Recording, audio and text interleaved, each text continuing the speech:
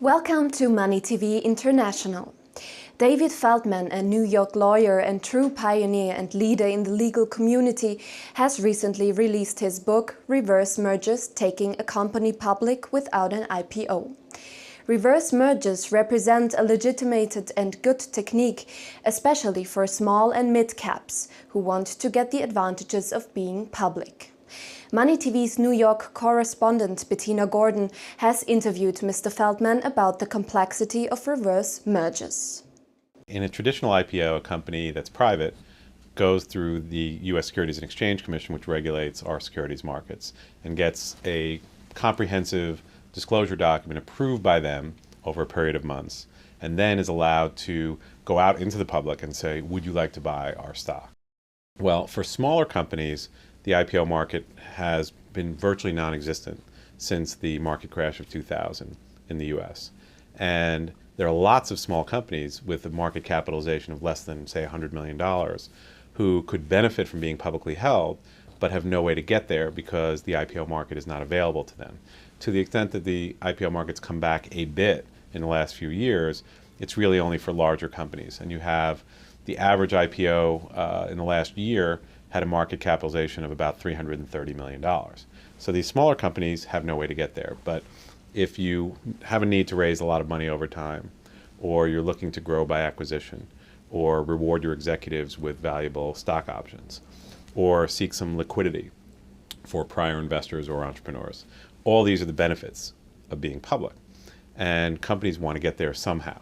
And for many years, this technique has existed, although frankly in the 70s and 80s it was kind of a shady technique, or at least shady people were doing it. We've gotten long since past that.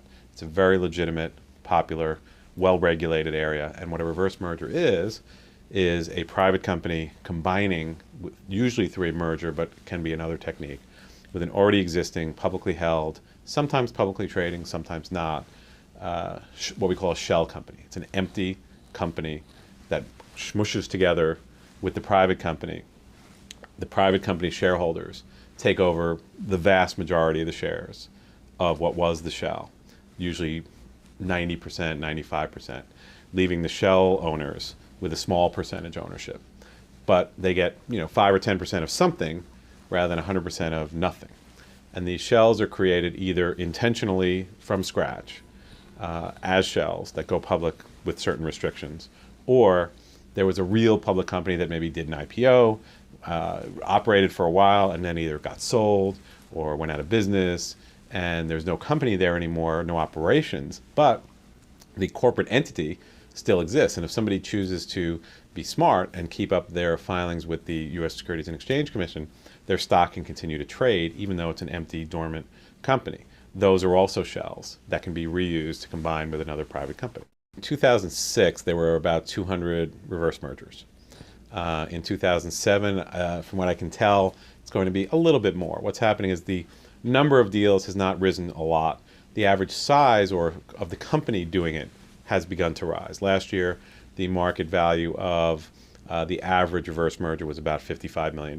So these are not tiny little startups or $3 or $4 million companies. These are companies that already have some established operations or value of another kind. We don't do a huge amount of deals, but we do only quality deals. There's a lot of business that I turn down.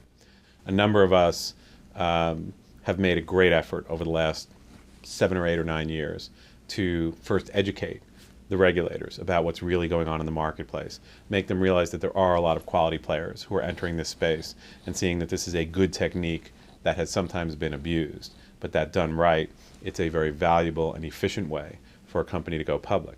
And so rather than coming out as they could have and saying, you can't do this anymore, no more reverse mergers, they're bad, stop.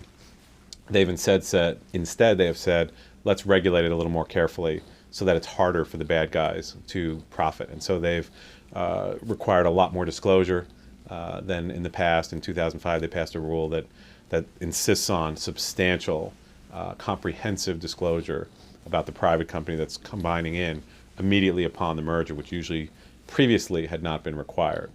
And so the market, the regulatory environment has improved a lot. In addition, the SEC just 2 weeks ago passed a series of new rules to help all smaller public companies, including companies that are merging through this reverse merger technique. And they're making it easier for shares to become publicly tradable. It's easier for companies to raise money. A lot of the impediments to capital formation are being significantly reduced. And the most common mistake is that a company looks to go public really only to raise one round of financing. And if you really have no other benefits that you see of being public, then that's probably a mistake. Because I posted something on my blog recently which basically said, which came first, the financing or the going public strategy? If a financing source comes to you because you're looking to raise money and they say, sure, we'll give you the money, but we need you to go public, that's when the red flag should go up and you should sit down and say, well, wait a minute. Maybe that is okay, but we have to be sure that we long term can not only benefit from being public, but can also bear the costs of doing so. One of the big challenges with reverse mergers is developing market support for your stock. Why is it a challenge? Because in an IPO, you've got a syndicate of underwriters who have raised the money, and they support the stock, but not forever. They support the stock long enough for the investors they brought in to get in and then out. Pretty much after that, they may support it and they may not. And so it becomes somewhat illusory to suggest that an IPO means you're going to have market support forever. In a reverse merger, you don't have a syndicate of underwriters. You have one or two pipe guys who have invested in your company. And yes, they'll bring in strong investor relations firms and others who will help sell your story to Wall Street. But since most of the reverse mergers involve companies going onto the bulletin board, not a larger exchange, many research analysts do not follow these small companies. It's hard to get coverage for that. And so you're fighting for attention.